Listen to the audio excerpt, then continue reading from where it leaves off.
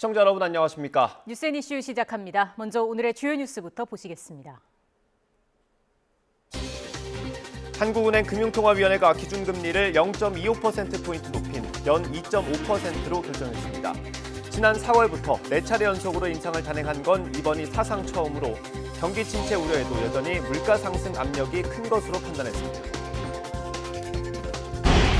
한국은행은 올해 소비자 물가 상승률 전망치를 5%대로 24년 만에 가장 높게 올려잡았습니다. 경제 성장률 전망치는 수출 증가세 둔화와 소비 위축 영향으로 2.7%에서 2.6%로 하향 조정됐습니다. 윤석열 대통령의 대외비 일정이 김건희 여사의 팬클럽을 통해 유출돼 또다시 보안 논란이 일고 있습니다. 대통령실은 거듭 죄송하다면서 경위 파악에 나섰고 야당은 심각한 국기문란이라고 비판했습니다. 오늘 코로나19 신규 확진자는 11만 3천여 명으로 지난주보다 6만여 명 감소한 것으로 나타났습니다. 하지만 위중증 환자 규모가 늘면서 사망자는 108명으로 넉 달 만에 세 자릿수로 증가했습니다. 지난해 출산율은 0.81명으로 또다시 역대 최저치를 기록한 가운데 올해 처음으로 0.7명대에 진입할 가능성이 커졌습니다. 저출산 추세의 코로나19 대유행으로 결혼이 많이 줄었던 영향으로 풀이됩니다.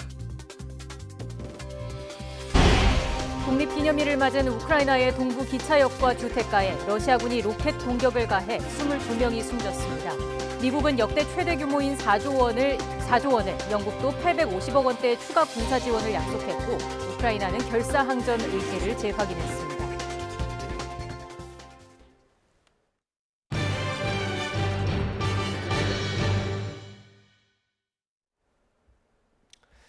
한국은행이 또 한 번 기준금리를 올리면서 연 2.5%가 됐습니다. 4차례 연속으로 인상을 단행한 건 이번이 처음입니다. 고물가가 가장 큰 영향을 미친 것으로 풀이됩니다. 취재기자 연결합니다. 조태현 기자. 네, 조태현입니다. 네, 한국은행이 기준금리를 얼마나 올린 겁니까? 네, 한국은행 금융통화위원회는 오늘 오전 회의를 열어서 기준금리를 연 0.25%포인트 인상했습니다. 이에 따라 기준금리는 연 2.25%에서 2.5%로 높아졌습니다. 한국은행은 올해 들어서만 기준금리를 모두 5차례 1.5%포인트 인상했습니다. 특히 지난 4월과 5월, 7월에 이어 이번 달까지 4차례 연속 인상은 사상 처음입니다. 이렇게 기준금리를 잇따라 올리는 건 물가 상승률이 여전히 높기 때문입니다. 실제로 한국은행은 이번 금통위에서 올해 소비자 물가 상승률 전망치를 기존 4.5%에서 5.2%로 대폭 높여잡았습니다. 이창용 총재는 5%에서 6%대 고물가가 내년 초까지 이어질 전망이라며 당분간 물가 중심의 통화 정책을 유지하겠다고 설명했습니다. 최근 고공행진을 거듭하는 원달러 환율도 영향을 미친 것으로 보입니다. 미국의 기준금리 인상으로 한미 금리가 역전된 것도 환율 상승의 원인 가운데 하나로 꼽히는 만큼 환율 방어를 염두에 준 조치로 풀이됩니다. 네, 기준금리가 올해 더 오를 가능성도 있습니까? 네, 기준금리를 정하는 금융통화위원회는 앞으로 10월과 11월 이렇게 2차례가 남아 있습니다. 여전히 물가가 정점에 달했는지 판단하기 어려워 기준금리 인상 여지는 남았다는 게 대체적인 평가입니다. 이창용 총재 역시 이번 달부터는 물가 상승률이 낮아질 것으로 전망하기도 했는데요. 그러면서도 연말에 기준금리가 2.75에서 3%가 되는 건 합리적이라고 말했습니다. 그러니까 최소 한 차례 또는 2차례 더 기준금리를 높일 가능성이 큰 셈입니다. 다만 기준금리 인상과 우크라이나 사태 등으로 경기 침체 우려가 커지고 있다는 게 변수입니다. 한국은행은 올해 경제 성장률 전망치를 기존 2.7%에서 2.6%로 낮춰잡았습니다. 추가 기준금리 인상에도 금융시장의 동요는 없는 상태입니다. 주식시장은 어제 이어서 오늘도 오름세고요. 원달러 환율은 소폭 하락해 1,330원대 중반에서 오르내리고 있습니다. 지금까지 경제부에서 YTN 조태현입니다. 오늘 한국은행이 기준금리를 0.25%포인트 인상했는데 전 세계 금융시장의 관심은 오는 26일에 열릴 잭슨홀 회의에 온통 쏠려 있습니다. 제롬 파월 미 연준 의장의 연설을 통해 향후 미국의 금리 인상 폭과 속도를 가늠해 볼 수 있기 때문입니다. 이동헌 기자의 보도입니다. 제롬 파월 미 연준 의장은 우리 시각 26일 밤 11시 잭슨홀 회의에서 경제 전망을 주제로 강연할 예정입니다. 잭슨홀 회의는 매년 8월 미국 와이오밍주 휴양지인 잭슨홀에서 열리는 경제 심포지엄으로 전 세계 주요국 중앙은행 총재와 경제학자 등이 참석합니다. 전 세계 금융시장은 파월 의장이 어떤 발언을 할지 촉각을 곤두세우고 있습니다. Markets are waiting for Chair Powell. We haven't heard from him. The Fed is the most important actor in markets today, and we haven't heard from, the chair of the Fed since the end of July. 향후 미 연준의 통화 정책 방향을 가늠할 수 있기 때문인데 시장은 통화 긴축을 유지하는 매파적 발언이 나올 것으로 예상하고 있습니다. 최근 미국의 신규 주택 판매 건수가 줄고 주택 가격이 하락하는 등 경기 위축을 나타내는 지표가 나오고는 있지만 물가 상승률은 여전히 높기 때문입니다. 연준 당국자들도 인플레이션을 낮추기 위해 예상보다 더 공격적이어야 한다며 긴축 발언을 계속하고 있습니다. 미 금리 선물 시장은 연준이 다음 달 21일 회의에서 기준금리를 0.75%포인트 인상할 가능성을 지난주 40% 수준에서 60% 이상으로 올렸습니다. I think a lot of it's going to depend on, what the CPI print looks like in a few weeks. But if I had to make a judgment today, we lean towards 75, simply based on what Fed speakers have been saying. 파월 의장은 지난해 잭슨홀 회의에서 인플레이션은 일시적 현상이라고 말했습니다. 이 같은 실수를 반복하지 않기 위해서라도 긴축 기조를 유지하는 발언이 나올 것이라는 관측입니다. YTN 이동원입니다. 서울에 115년 만에 기록적인 폭우가 쏟아진 지도 벌써 보름 정도 지났습니다. 그리고 어느새 추석은 2주 앞으로 다가왔습니다. 하지만 아직도 집으로 돌아가지 못하는 주민들이 많다고 합니다. 그 마을에 저희 취재기자가 나가 있습니다. 김다영 기자. 네, 서울 개포동 구룡마을에 나와 있습니다. 네, 지금 집 안에 들어가 있는 것 같은데 그 방 상황 어떻습니까? 네, 저는 지금 구룡마을 이재민에게 잠시 양해를 구하고 집 안에 잠시 들어와 있습니다. 보시는 것처럼 바닥은 온통 진흙으로 가득한데요. 그리고 서랍과 전기밥솥 같은 생활용품들도 완전히 사용하지 못하게 되어서 거실에 나뒹굴고 있습니다. 이곳에 사는 70대 주민이 매일 아침부터 오후 늦게까지 정리를 하고 있지만 복구되려면 시간이 한참 걸릴 것으로 보입니다. 구룡마을은 지난 수해로 무려 84가구가 이재민으로 분류될 만큼 피해가 컸습니다. 하지만 이재민 가운데 3분의 1은 아직 복구 작업이 끝나지 않아 집에 돌아가지 못하고 있습니다. 아직 보금자리를 되찾지 못한 주민 40여 명은 인근 호텔에 머물고 있습니다. 애초 지난 13일부터 일주일 정도만 머물기로 했는데 복구 작업이 길어지자 거주 기간을 늘린 겁니다. 이재민들은 호텔에선 잠만 자고 아침 7시부터 오후 늦은 시간까지 온종일 집 정리를 하고 있습니다. 대부분 고령이라 친척이나 지인 아니면 공사업체를 불러 도움을 받아야 하는 처지입니다. 오늘 아침 7시 반부터 이곳에서 복구 작업을 하고 있다는 공사 관계자는 작업이 마무리되려면 적어도 열흘은 넘게 걸린다고 설명했습니다. 성인 무릎 높이까지 물이 차올라 전기 배선이 망가진 건 물론이고 물살이 강했던 탓에 벽까지 무너진 경우가 수두룩하기 때문입니다. 거의 터만 남고 완전히 무너진 집도 있습니다. 비교적 수해 피해가 덜한 주민들은 이웃들을 위해 매일 점심을 준비하고 있습니다. 이렇게 주민들뿐 아니라 종교계와 자원봉사 단체까지 나서서 손을 보태고 있지만 피해 규모가 워낙 크다 보니 추석 전까지 복구를 마치긴 쉽지 않은 상황인데요. 이재민들은 명절조차 집에서 보내지 못할 것 같다는 생각에 근심이 커지고 있습니다. 지금까지 서울 개포동 구룡마을에서 YTN 김다현입니다. 국민의힘 소속 의원들과 장 차관까지 여권 인사들이 대거 모이는 연찬회가 오늘부터 이틀 동안 열립니다. 민주당은 한 차례 부결된 당원 개정안을 수정안으로 다시 상정합니다. 취재기자 연결해서 국회 상황 알아보겠습니다. 정효준 기자. 네, 국회입니다. 네, 오늘 국민의힘 연찬회는 어떻게 진행됩니까? 오후 2시부터 연찬회가 시작되기 때문에 참석자들이 한창 이동하고 있을 시간인데요. 충남 천안시 재능교육연수원에서 1박 2일 동안 진행되는 윤석열 정부 첫 연찬회는 원팀 의지를 다지는 자리가 될 것으로 보입니다. 지도부를 포함해 소속 의원 115명 전원과 장차관 42명, 외청장 20명 등 정부 주요 인사도 대거 함께하고 윤석열 대통령이 연찬회에 직접 참석할 가능성도 거론되고 있습니다. 연찬회 첫날인 오늘은 지도부가 원내 상황과 정책, 당무 등을 보고하고 인공지능, 연금개혁 쟁점, 대한민국 경제 등을 주제로 강연도 진행됩니다. 상임위 소속 의원들과 장 차관이 토의하는 자리도 마련돼 당정 간 소통 강화도 시도합니다. 내일은 자유토론이 예정돼 있는데 비상대책위원회의 성격과 활동 기한, 차기 전당대회 시기 등과 관련해 의견이 오갈 것으로 보입니다. 또 이준석 전 대표가 당을 상대로 제기한 비대위 효력정지 가처분 신청 결과가 나오지 않았기 때문에 결과에 따른 당의 대응 방향도 논의될 것으로 전망됩니다. 네, 민주당은 오늘 당원 개정을 다시 추진하는 겁니까? 네, 11시부터 의원총회를 열어 개정안을 다듬고 있습니다. 부결된 권리당원 전원투표 우선과 기소시 직무정지 당원 개정안 가운데 권리당원 전원투표 내용을 제외한 수정안을 오늘 다시 상정할 예정입니다. 권리당원 전원투표가 전당대회 의결보다 우선한다는 당원 신설안에 대한 비명계 반발이 표면화해 개정안이 부결된 것이고 기소된 당직자의 직무정지를 당무위가 판단하는 당원 80조 개정안은 대부분 동의한다는 게 지도부 판단입니다. 오늘 오후에는 당무위원회에서 수정안을 표결하고 내일 중앙위원회를 열어 투표해 일요일 전당대회 전에 당원 개정을 마무리할 계획입니다. 하지만 이런 움직임에 대해서도 이재명 사당화 문제를 제기하는 비명계에서는 비판의 목소리가 나오고 있는데요. 조홍천 의원은 오늘 아침 라디오에 출연해 어떻게 전 당원 투표만 문제가 있다고 간주하느냐며 당원 80조 개정안을 중앙위에 재상정하는 것은 비대위의 월권이라고 비판했습니다. 반대로 친명계인 정청래 의원은 아침 라디오에 출연해 당원들의 마음의 당심과 국회의원들의 마음인 의심이 너무 차이가 난다면서 비명계의 선전선동에 중앙위가 넘어갔다고 비판을 제기했습니다.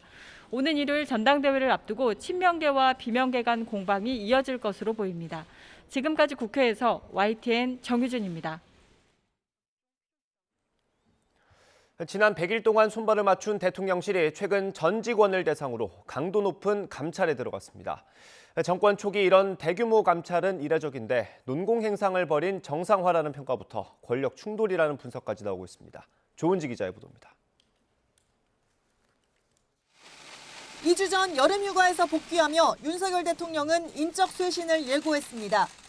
국민들의 관점에서 모든 문제를 다시 점검하고 잘 살피겠습니다. 필요한 조치가 있으면 하고. 당일 교육부 장관을 경질했고 홍보수석 교체와 정책기획수석 신설 등 대통령실 핀셋 손질이 이어졌습니다. 여기에 그치지 않고 대통령실은 최근 모든 직원의 업무 상황을 재차 파악하는 등 고강도 감찰 작업에 나섰습니다. 복수의 대통령실 관계자는 2급 선임 행정관급 이하 전 직원에게 본인 담당 업무를 적어 제출하라는 이메일이 왔다면서 업무 배분과 성과를 다시 살피는 과정인 것 같다고 말했습니다. 실제 시민사회수석실 비서관급 인사 2명이 직무감사를 받고 있고 내부 자료를 유출한 행정요원은 퇴직, 부속실 소속 행정관은 총리실로 발령나는 등 동시다발로 내부 감찰이 진행되고 있습니다. 박근혜 청와대에서 근무했던 직원들은 YTN에 정권 초기 대대적인 감찰은 굉장히 이례적인 일이라면서 이 때문에 정치인과 검찰의 충돌이라는 뒷말이 나오는 것 같다고 설명했습니다. 이른바 윤핵관 라인으로 불린 인사들이 잇따라 사직한 것을 계기로 관료, 검찰 출신 같은 대통령실 주류 그룹의 본격적인 견제가 시작된 것 아니냐는 해석도 넓혀지고 있습니다. 고위 관계자는 YTN에 대선 승리 직후 논공 행상으로 입성한 직원들을 다시 따져보는 작업 중이라면서 윤 대통령 취임 100일을 기해 실력에 따라 비서실 조직을 정상화하는 과정이라고 말했습니다. 그러나 대통령실은 공식적으로 감찰은 일상이라며 확대 해석에 선을 긋고 있습니다. 앞서 김대기 비서실장도 인적 쇄신은 5년간 계속될 거라고 언급했습니다. 조직이란 게 원래 좀 살아있는 유기체 같은 거죠. 그래서 또 하면서 또 다른 필요성이 있으면 그때그때마다 또 개편을 해나가겠습니다. 취임 100일 기자회견에서 국민을 위해 분골 쇄신하겠다고 밝힌 윤 대통령은 실무자까지 꼼꼼하게 옥석을 가리겠다는 의지인데 자칫 권력 충돌이나 과도한 기강 잡기로 번지지는 않을지 용사는 다소 어수선한 분위기입니다. YTN 조은지입니다. 윤석열 대통령은 오늘 서울 암사 종합시장을 찾아서 제6차 비상경제 민생회의를 주재했습니다. 소상공인과 자영업자, 민간 전문가와 함께했습니다. 이 자리에서 윤 대통령은 고물가와 폭우, 코로나19 재확산에 따른 피해 회복과 경쟁력 강화 방안을 발표했습니다. 회의 모두 발언 들어보겠습니다. 네, 반갑습니다. 오늘 비상경제 민생회의는 우리 경제의 저변을 이루고 있는 소상공인 자영업자를 위한 정책 방향에 대해서 논의하고자 합니다. 함께해 주신 오세희 소상공인연합회 회장님, 또 정동식 전국상인연합회 회장님께도 감사드립니다. 전통시장은 민심이 모이는 곳이고 국민의 삶의 현장이기에 저도 정치를 시작한 이후 자주 찾았습니다. 제가 인수위에 출근한 첫날 남대문 시장을 방문해서 상인 여러분들을 만났고 그 이후에도 전국 곳곳에 많은 전통시장들을 찾았습니다. 암사시장은 오늘 처음 와봤습니다. 어려운 환경 속에서도 활기찬 시장 풍경이 정말 인상 깊었습니다. 특히 온라인 플랫폼 상인조합을 구성을 해서 온라인 장보기, 라이브 커머스, 또 온라인 디지털 시장으로 발전시키기 위해 노력하는 모습을 보면서 전통 시장이 나아가야 될 방향이 어떤 것인지 인상 깊게 보여주었습니다. 또 소상공인 자영업자분들께서 코로나 팬데믹으로 매출 감소와 부채 증가로 어려움에 처해 계신데 저는 이분들의 삶을 단단하게 챙기는 것이 국가의 그리고 정부의 존재 이유라고 생각합니다. 네, 다음 소식입니다. 코로나19 사망자가 크게 늘어 약 넉 달 만에 100명 넘게 발생했습니다. 정부는 감염 시 사망 위험이 큰 면역 저하자들에 대해 4차 접종에 적극적으로 참여해달라고 요청했습니다. 취재기자 연결합니다. 신윤정 기자. 네, 사회 2부입니다. 네, 신규 확진자는 감소세를 이어가고 있는데 사망자가 크게 늘었다고요? 네, 그렇습니다. 오늘 0시 기준 확진자는 11만 3,371명입니다. 지난주보다 6만 5천여 명, 2주 전과 비교해보면 2만 3천여 명 줄며 감소세가 이어지고 있습니다. 하지만 인명피해 규모는 증가세가 계속되고 있습니다. 재원 중인 위중증 환자가 566명, 지난주 평균 505명보다 높은 수준이고 하루 만에 숨진 사람이 108명으로 집계됐습니다. 세 자릿수 사망자가 나온 건 지난 4월 29일 136명이 숨진 이후 118일 만입니다. 9살 이하에서도 사망자가 1명 발생했습니다. 방역당국은 이번 주나 다음 주 정도의 확산 규모가 감소세로 전환할 수 있지만 위중증과 사망자는 2, 3주 더 증가할 수 있을 것으로 전망했습니다. 정부는 오늘부터 집단 감염 환자가 최근 크게 늘어난 요양병원과 요양시설 등 감염 취약시설에 대해 현장 모의 훈련에 나섰습니다. 또 요양시설을 방문하는 의료기동 전담반도 활성화해서 의료 역량을 강화할 예정입니다. 방역당국은 이와 함께 코로나19 감염 시 중증과 사망 위험이 큰 면역 저하자에 대해 예방접종, 특히 4차 접종에 적극적인 참여를 당부했습니다. 방대본은 오늘 브리핑에서 종양이나 혈액암으로 항암 치료를 받고 있거나 면역 억제제를 복용하고 있는 면역 저하자 140만 명 가운데 4차 접종을 완료한 사람은 52만 5천 명, 37.5% 수준이라고 밝혔습니다. 그러면서 코로나19에 확진된 면역 저하자는 그렇지 않은 집단보다 사망률이 3배 이상 높아 접종 필요성이 크다고 설명했습니다. 특히 국내 요양병원과 시설에 있는 면역 저하자의 4차 접종 효과를 분석한 결과 3차 접종군보다 중증화와 사망 예방 효과가 50% 이상 높게 나타났다며 4차 접종에 적극 참여해달라고 당부했습니다. 지금까지 사회 2부에서 YTN 신윤정입니다. 북한이 코로나19 의심 환자가 발생했다고 발표했습니다. 지난 10일 코로나19 위기 해소를 공식 선언한 지 보름 만입니다. 취재기자 연결합니다. 홍주혜 기자. 네, 통일부입니다. 네, 북한의 신규 환자 발생 규모가 얼마나 되는 겁니까? 네, 조선중앙통신은 국가비상방역사령부를 인용해 그제인 지난 23일 양강도에서 악성 전염병으로 의심되는 발열 환자가 4명 발생했다고 보도했습니다. 이에 따라 발열자 발생 지역을 즉시 봉쇄하고 의심 환자들을 대상으로 핵산 검사와 유전자 염기 배열 분석 등을 진행하면서 발병 원인을 규명하기 위한 대책을 강구하고 있다고 전했습니다. 이어 발열 환자들이 악성 전염병, 즉 코로나19에 걸리지 않았던 사람들이라는 데 주목하면서 발병 원인이 조사 확정될 때까지 해당 지역에서 인원 유동을 엄금하도록 하고 있다고 밝혔습니다.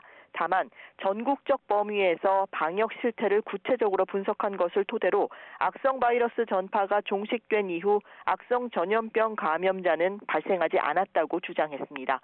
앞서 김정은 국무위원장은 지난 10일 전국 비상방역 총화회의에서 악성 전염병 위기가 완전히 해소됐다며 방역전쟁 종식을 선언했습니다. 또 최대 비상방역 체계를 해제하고 방역 등급도 긴장 강화된 정상 방역 체계로 낮췄는데 그로부터 보름 뒤 코로나19 의심 환자가 다시 생겼다고 공식 발표한 겁니다. 네, 그럼 북한에서 코로나19가 재유행하는 것으로도 볼 수 있을까요? 이번에 의심 환자가 발생한 양강도는 압록강과 두만강을 경계로 중국과 맞닿아 있는 접경 지역입니다. 때문에 중국과의 밀무역 과정에서 바이러스가 유입됐을 수 있다는 추측도 나오고 있습니다. 어제 노동당 기관지 노동신문은 최근 중국에서 랑야 해니파 바이러스 감염 사례가 확인됐다며 다른 유행병이 발생할 수 있다는 경고라고 설명하기도 했습니다. 결국 북한은 앞으로도 주민들을 상대로 전염병에 대한 경각심을 계속 일깨우면서 북중 그리고 남북 접경 지역 통제와 단속을 더욱 강화할 것으로 전망됩니다. 이런 가운데 통일부는 언제든 북한 내에서 재유행이 발생하는 것을 배제할 수 없는 상황이라고 평가했습니다. 통일부 당국자는 코로나19는 세계적으로 변이 바이러스를 통해 계속 재확산돼 왔고 북한도 오미크론 하위 변이 발생 상황을 주의 깊게 지켜보고 있다며 이같이 말했습니다.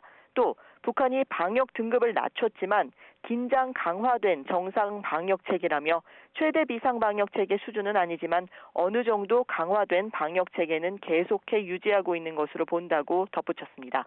그러면서 지난 5월 16일 통일부는 코로나19와 관련해 보건방역 협력 의사를 북측에 전달하려 했고 그 입장은 현재도 그대로라며 북한이 호응한다면 필요로 하는 부분에 대해 즉시 협력할 뜻이 있다고 강조했습니다. 지금까지 통일부에서 YTN 홍주혜입니다. 지난해 출산율이 0.81명으로 또다시 역대 최저치를 기록한 가운데 올해는 처음으로 0.7명대에 진입할 가능성이 커지고 있습니다. 여기에 코로나19 대유행의 여파로 사망자 수가 늘면서 올해 자연 감소하는 인구 규모는 애초 정부의 예측치를 크게 뛰어넘을 것으로 보입니다. 권남기 기자가 보도합니다. 출산율이 또 추락했습니다. 출산율은 보통 연초에 높았다가 연말이 될수록 감소하는데 올해는 2분기에 처음으로 0.7명대가 나왔습니다. 여성 1명이 평생에 걸쳐 출산할 거로 예상되는 아이의 수가 빠르게 줄면서 올해 전체 출산율도 연 기준으론 처음으로 0.7명대가 나올 가능성이 커졌습니다. 아이를 낳지 않는 분위기에 더해 코로나19 대유행 등의 결혼이 많이 줄었던 것도 조금씩 영향을 미치는 거로 보입니다. 그리고 연말로 갈수록 줄어드는 출생의 경향 등을 고려하면 2022년 국제 출산율의 상승을 기대하기는 어려울 것 같습니다. 최근 장래인 구축의 결과를 통해서도 0.77명 수준으로 전망하고 있습니다.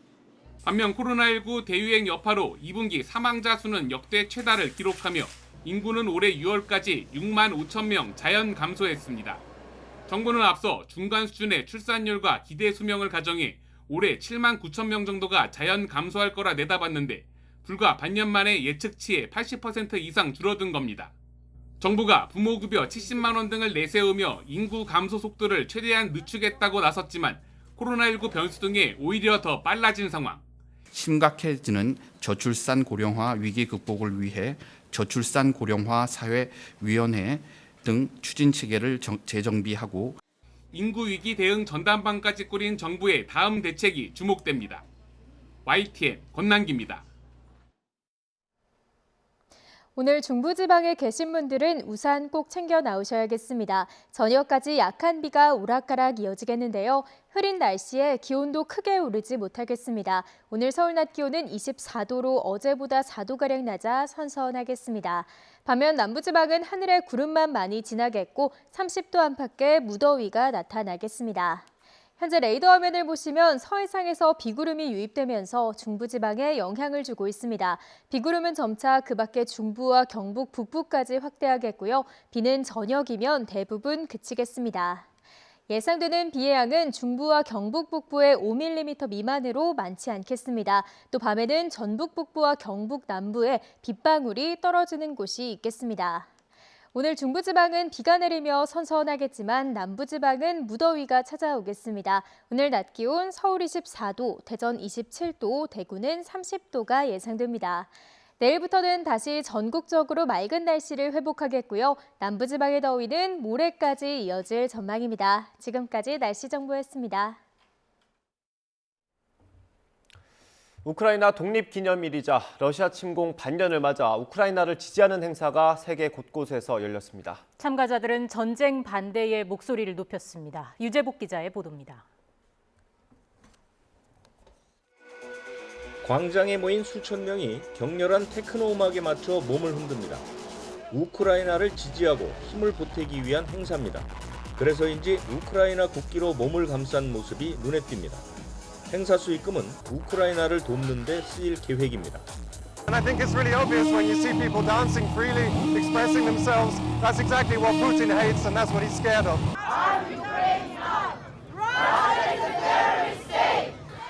전쟁을 피해 각지로 흩어졌던 우크라이나 사람들이 UN 인권이사회 앞에 모였습니다. 우크라이나의 참상을 알리고 러시아에 더 강한 제재를 요구하기 위해서입니다.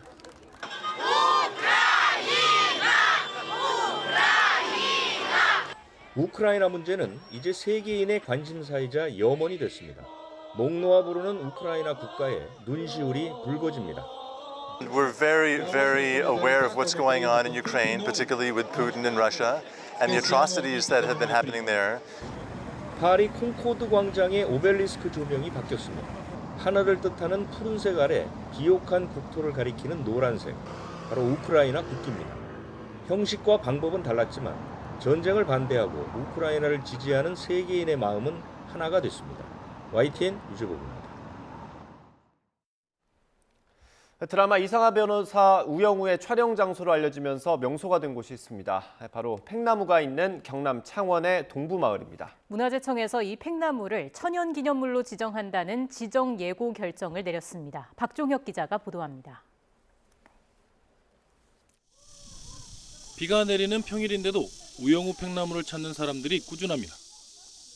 마을의 당산나무인 이 팽나무는 둘레 6.8m, 높이 16m의 넉넉한 품으로 찾는 일을 반깁니다. 수령이 500년 이상으로 추정되고 최근 드라마 인기에 덩달아 인기몰이를 하고 있습니다. 생각 외로 엄청 괜찮은 것 같고요. 그리고 여기 이렇게 숨겨진 뭔가 보물 같은 그런 느낌이라서 좋은 것 같습니다. 우영우 팽나무는 창원시가 지난 2015년부터 보호수로 지정해 관리하고 있습니다. 이 팽나무를 문화재청이 천연기념물로 지정 예고하기로 결정했습니다. 드라마와 함께 팽나무 자체가 화제가 되어 많은 사람이 찾고 있고 나무의 수령이나 형태 등으로도 문화재적 가치가 있다고 판단한 겁니다. 우리 국민들 모두가 천연기념물, 자연유산의 가치가 얼마나 중요한지를 알았죠. 그래서 모든 참석한 위원들이 팽나무에 대해서 천연기념물로. 문제는 팽나무가 천연기념물이 되면 마을 주민들의 재산권 행사에 어려움이 생길 수 있다는 점입니다. 천연기념물 인근에는 최대 500m까지 역사, 문화, 환경 보존 지역으로 지정됩니다. 건축 행위 등에 제약이 생긴다는 뜻입니다. 팽나무가 있는 동부마을에는 모두 37가구 70여 명이 사는데 팽나무를 기준으로 반경 200m 안에 모여 있습니다. 결국 마을 주민의 재산권 행사에 어려움이 생기는 게 불가피한 실정입니다. 주민들한테 불편을 안 주는 한도 내에서는 실질적으로 찬성을 하는데 재산상 모든 게 문화재로서 제약을 받는다면은 지정 예고 이후 천연기념물 최종 지정까지는 최소 한 달 이상이 걸립니다. 창원시와 문화재청은 이 기간에 주민 설명회와 조사 용역 등을 거쳐 주민들의 의견을 최대한 반영한다는 방침입니다. YTN 박종혁입니다. 부산에 있는 한 행정복지센터 복지 담당 공무원이 대전에 사는 전 연인과 가족의 금융정보를 무단으로 열람했습니다. 본인 관할 지역 주민이 아니면 민감 정보를 볼 수 없도록 시스템적으로 차단돼 있어야 하지만 구멍이 뚫렸다는 얘기입니다. 해당 구청은 정확한 열람 방법과 내용을 확인하지 못했으면서도 단순 열람이라며 경징계 조치할 예정이라고 밝혔습니다. 양동훈 기자가 단독 보도합니다. 대전에 사는 이모 씨는 부산의 한 행정복지센터 공무원 A 씨와 사귀다 몇 달 전 헤어졌습니다. A 씨는 이 씨와 이 씨 가족의 금융 관련 정보를 꿰뚫고 있는 듯한 말을 종종 던졌습니다. 아버지가 얼마 벌고 얼마 버는 줄 아냐? 그러니까 내가 대충 300 정도 벌나? 그러니까 아니다, 더 밑에다 이렇게 하는 거예요. 동생이 사대보험을 받는데 어디서 다른 거 아니야? 이 씨는 A 씨가 복지 관련 업무를 하면서 개인정보를 찾아본 게 아닌가 의심스러워 시스템 관리기관에 열람 기록을 요청했는데 충격적인 자료를 받았습니다. 자료에는 해당 공무원이 이 씨뿐 아니라 이 씨의 아버지와 동생의 개인정보에까지 접속을 시도한 기록이 빼곡하게 담겨 있었습니다. 민원을 받아 감사에 착수한 구청은 A 씨가 이 씨 가족의 소득, 보험 정보 등을 열람한 정황을 확인했습니다. 그렇지만 담당 공무원이라고 해도 관할 외 지역 주민의 민감 정보는 복지 시스템을 통해 접근할 수 없다는 게 정부 관계자의 설명입니다. 원칙적으로 저희 시스템은 국민들께서 직접 신청하신 경우에 한해서 관할 지역의 공무원에게만 소득, 재산 등 민감한 정보를 볼 수 있도록 허용해드리고 있습니다. 더구나 소득이나 보험 정보는 기초생활수급자나 한부모 가족 등 취약계층 지원을 위해 필요한 부분이라서 본인이나 가족이 신청하지 않으면 지자체에서조차 수집하지 못하게 돼 있다고 했습니다. 하지만 원칙적으로 불가능하다던 일이 실무적으로는 가능했습니다. 감사 과정에 A 씨는 코로나19 지원금 업무를 위해 일시적으로 권한이 확대되면서 이름과 주민등록번호만 있으면 타 지역 주민 정보에도 접근할 수 있었다고 말한 거로 전해졌습니다. A 씨 말이 사실이라면 개인정보 무단 열람 피해자가 이 씨 말고도 더 있을 수 있다는 추론이 가능합니다. 해당 구청 감사팀은 A 씨가 정확히 어떤 자료를 어떻게 본 것인지 확인할 수는 없지만 단순 열람에 불과하다고 판단해서 경징계 조치할 것으로 전해졌습니다.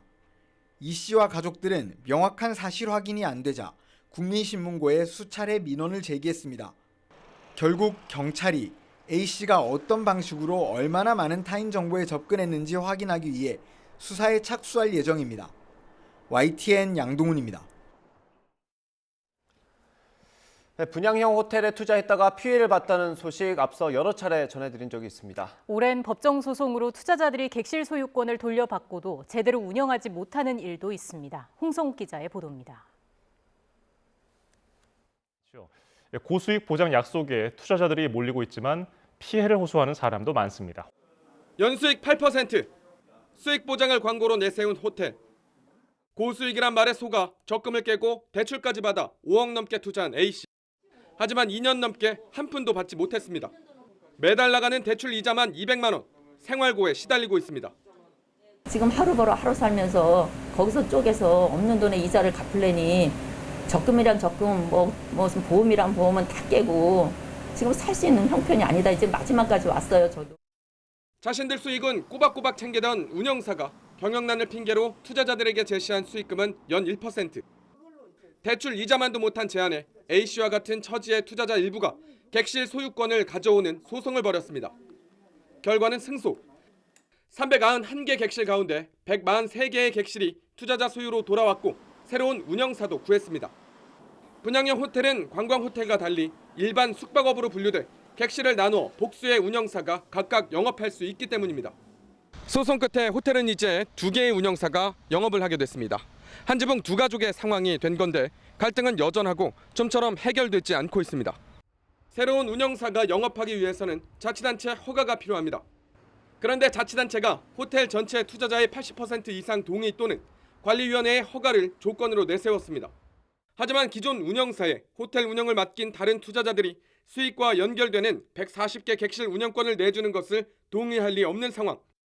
여기 있는 사람들의 피해는 계속 가중이 될 것이고 그들대로 영업을 잘해서 자기 수익을 가져가면 되는데 공용부위를 같이 못 쓰게 하는 부분에 대해서 정말 이해를 할 수 없다는 거죠. 소송에 이겨 객실 소유권과 운영권을 돌려받았지만 또다시 아무것도 할 수 없는 상황에 투자자들의 속은 까맣게 타들어가고 있습니다.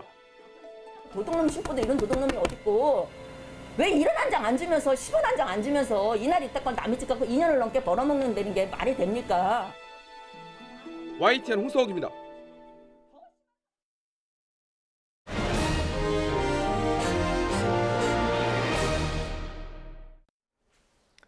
오늘의 정치권 이슈 짚어보겠습니다. 정미경 국민의힘 전 최고위원, 신경민 전 민주당 의원과 함께합니다. 어서 어서 오십시오. 오십시오. 네, 안녕하세요.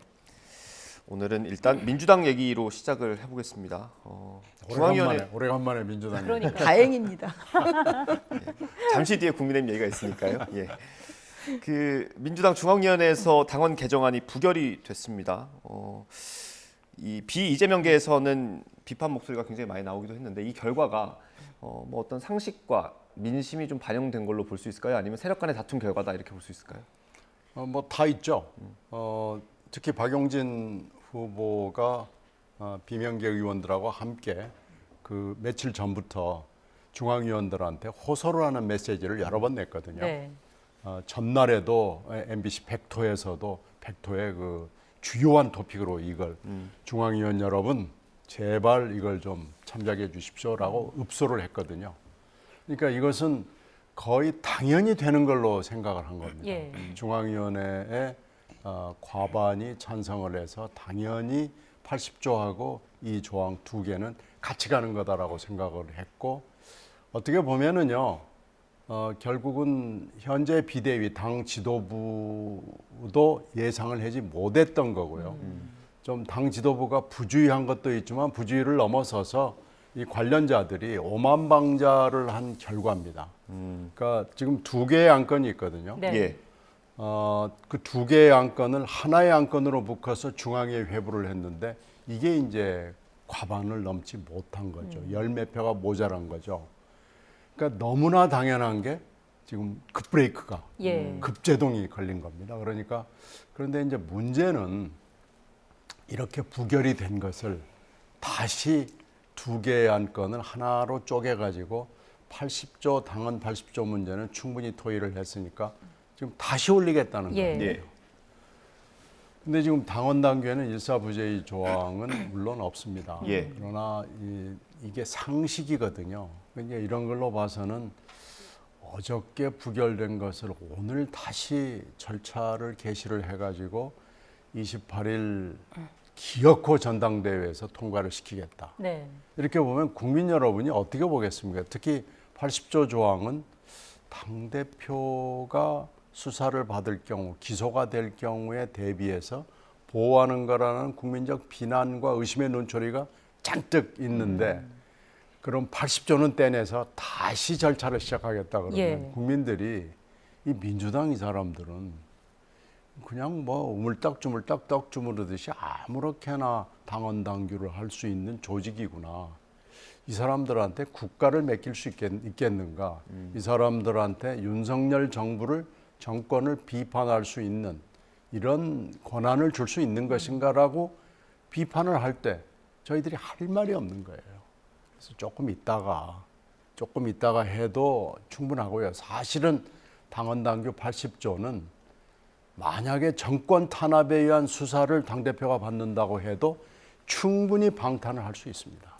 현재 80조 가지고도 얼마든지 정권 탄압에 맞서서 싸울 수가 있습니다. 근데 지금 안전하게 더 성능이 좋은 방탄조끼를 하자는 것 밖으로는 해석이 되질 않습니다. 네. 그래서 저는 이 대목에 있어서 민주당이 공당으로서의 어떤 품위와 원칙과 상식을 저버렸다고 생각합니다. 최고위원님께서도 조금 비판하고 싶은 대목이 있으실 것 같은데요.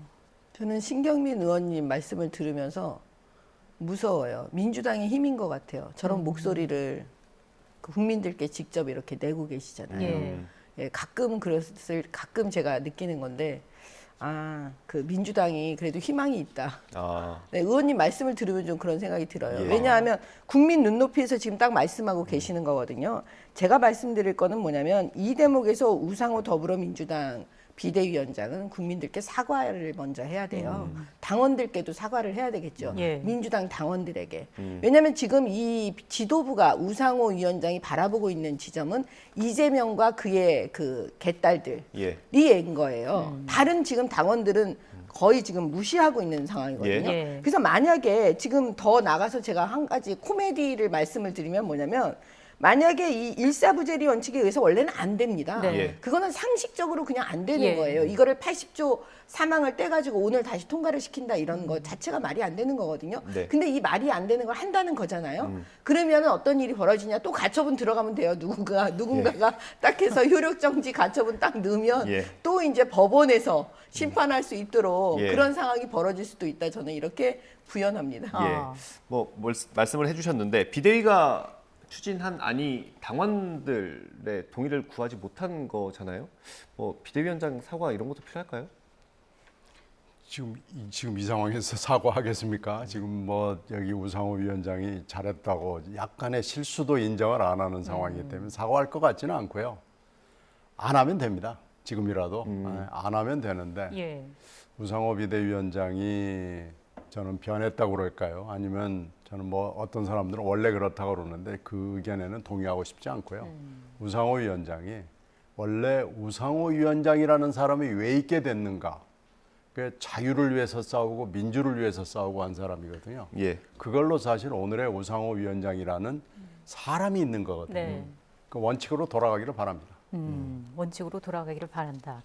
그 권리당원 전원투표 우선 당헌 개정안 이거 같은 경우는 이제 차기 지도부의 과제로 넘어가게 된 거잖아요. 그렇죠. 그때 재추진이 될까요? 어떨까요? 뭐 급하다 그러면은 할 수는 있겠죠. 그 요즘에 지금 뭐 이번에도 보면은 거의 다 비대면으로 하기 때문에요.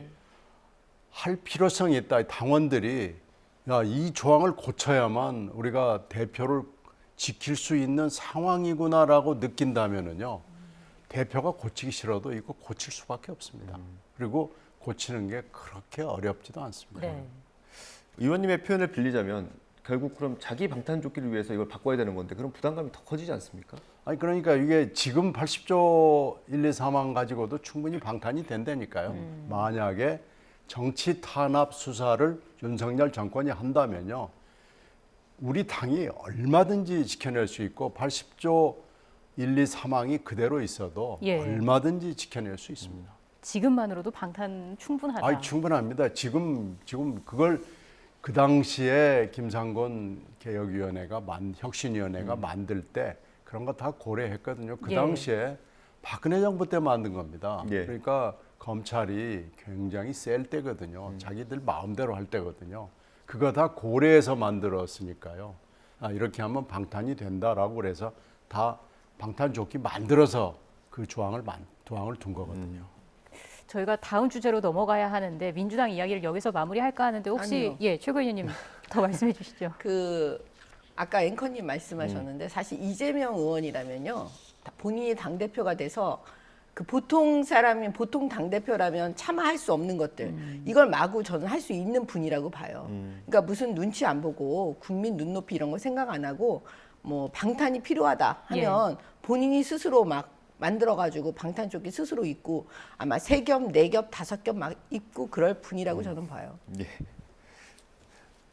알겠습니다. 주제로 좀 넘어가 보겠습니다.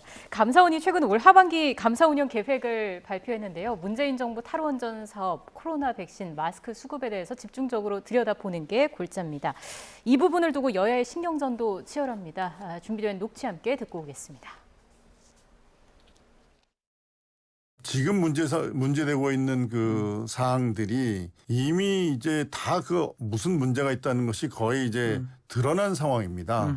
지금 아무런 겉으로 드러나지 않은 거를 일부러 어떤 비위를 캐가지고서 그것을 뭐 조사하고 감사하는 거라면 모르겠는데 현재 이미 드러난 문제점들을 감사하는 것을 표적 감사를 하는 거는 그거는 오히려 저는 적절치 않다고 보고 있습니다.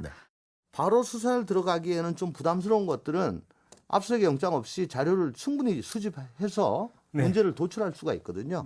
그러니까 수사 전 단계에 감사를 지금 실시하고 있는 거 아닌가 하는 그런 의구심을 가질 수가 있습니다. 수사 전 단계에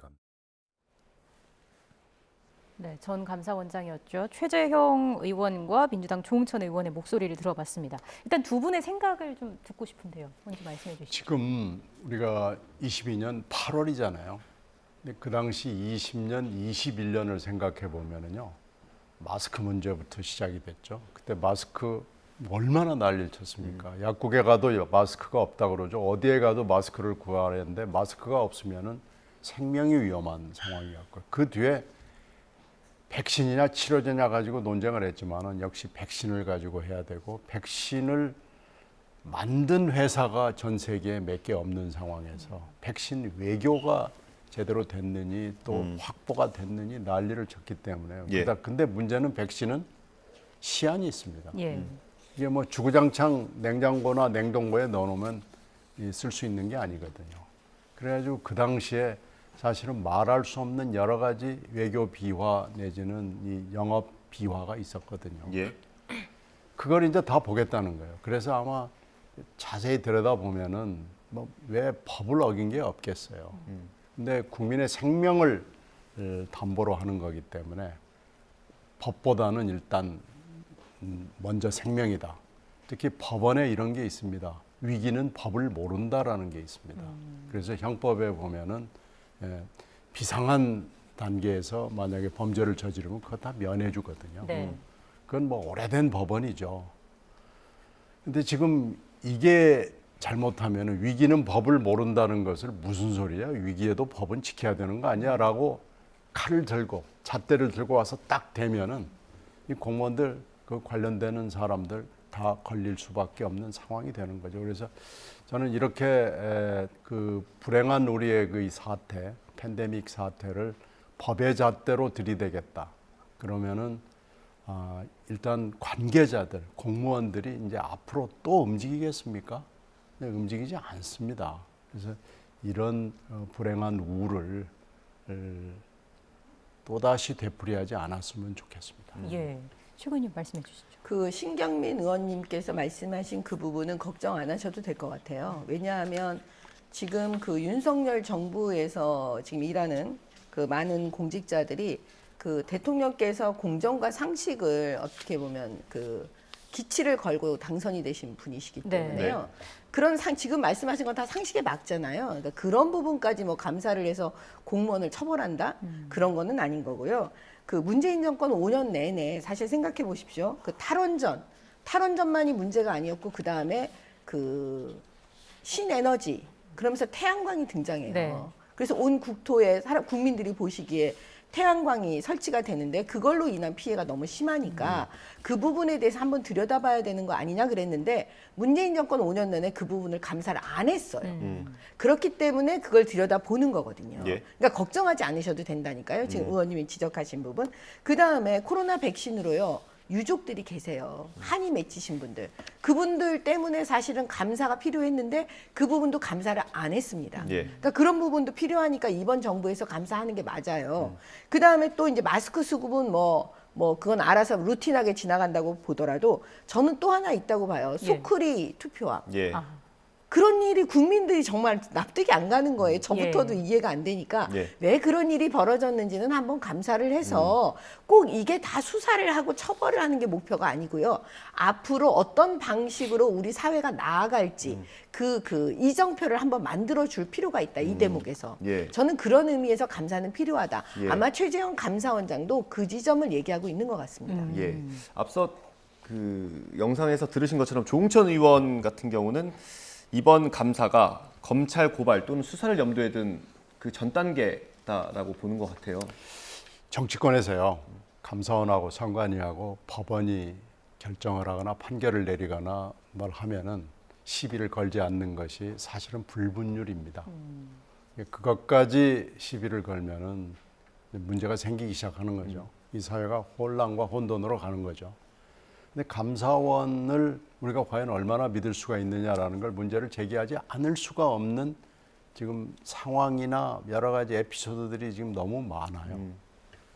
어떻게 이렇게 감사원이 적극적으로 막 나서서 이것저것 후비고 다니는지를 알 수 없는 일들이 많이 있고요. 만약에 정 의원님이 말씀하신 것처럼 그렇게 한다면은 오케이, 좋습니다.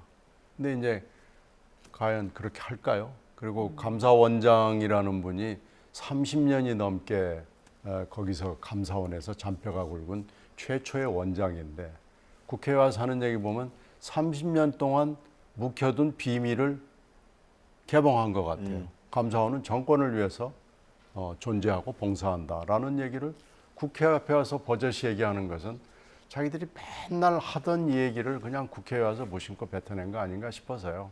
정 의원님이 얘기하는 그 원칙과 상식과 법에 서 있는 대로 한다고 그러면 오케이, 좋습니다. 근데 이제 그렇게 안 될 가능성이 꽤 있다고 보는 거죠. 그러니까 조홍천 의원처럼 수사를 전제로 한 거다라는 거고 이게 반드시 이제 고발로 나오겠죠. 그렇게 되면은 감사원의 의도 그리고 감사원의 숨은 의도가 분명히 나타나겠죠. 어떤 말씀해 주실까요? 그 지금 현재 민주당이 그 국회에서 다수당이기 때문에요. 만약에 그 신경민 의원님 우려하는 그런 상황이 벌어지면 국회에서 민주당 의원들이 가만히 있지 않을 거거든요. 예, 그러니까 그런 부분은 저는 걱정 안 하셔도 되고요. 진짜 만약에 윤석열 정부가요. 정치 보복을 하겠다라고 마음을 먹었으면 문재인 정권 5년 내내 과연 무슨 일이 있었는지 전부 다 뒤집어 보자. 그랬으면은 각 부처에다가요. 지난번 문재인 정권이 했던 대로 적폐청산위원회를 만들어야 되는 겁니다. 그래서 다 꺼내는 거예요. 근데 윤석열 정부는 지금 그렇게 안 하는 거예요. 그렇지만 문재인 정권 5년 내내 저도 방송을 하면서 참 답답하고 정말 이거 너무하는 거 아니야 이런 지점들이 되게 많았었거든요. 그러니까 국민 눈높이에서도 그러셨을 거예요. 그런 부분들은 저는 한번 짚고 넘어가는 게 맞다. 윤석열 정부에서. 그래야만 정권 교체를 해주신 국민의 뜻에 부합하다라고 바라보고 있습니다. 예, 저희가 다음 주제로 넘어가 보겠습니다. 넘어가도 되겠죠, 의원님? 네. 예. 네, 대통령실 얘기를 해볼 텐데, 김건희 여사 팬클럽에서 윤석열 대통령의 데뷔 일정이 공개가 돼서 어제 좀 논란이 있었고요. 뭐 대통령실은 경위 파악해보겠다. 다시는 뭐 이런 일 없도록 하겠다고 했는데 이게 뭐 한 번이 아니잖아요. 이런 비슷한 일이. 뭐 다시는 한 게 지금 뭐 수도 없이 되풀이됐고요. 이 건희사랑 이 사고를 계속 치는데 이게 한두 건이 아니잖아요. 이거 간단하거든요. 해체하면 됩니다. 근데 해체를 지금까지 안 하잖아요. 팬클럽을요. 네, 사고를 지금 벌써 몇 번 친 거예요. 예. 사진 유출 그리고 일정에 끼어들어가지고 이상한 짓 한 게 지금 뭐 몇 번 되풀이되는데 이 정도면은 팬클럽 해체 아마 몇 번 하는 것을 했을 거예요. 예. 근데 지금 이번에도 또 대형 사고를 쳐서 내일 일정이 지금 제대로 진행이 될지 잘 모르는 대형 사고를 친 거죠. 예. 이렇게 자꾸 되니까 그 한간에서 세간에서 이거 윤석열 정권이 아니고 김건희 정권이다라는 얘기가 돌아다니는 겁니다. 이번에도 만약에 건희사랑에 대해서 특별한 조치를 취하지 않고 그대로 넘어간다 그러면은요, 이건 정말 정권 차원에서 말이 되질 않습니다. 너무 어처구니 없는 사고이기 때문에 반드시 좀 문제점만 지적하지 말고 경위 조사만 하지 말고 조치를 해야 되고요. 그 조치를 모든 국민들이 다 알 수 있게 하고 다시는 이 팬클럽의 회원이라는 분들이 앞에 나서서 하는 일이 뉴스에서 좀 사라졌으면 좋겠습니다.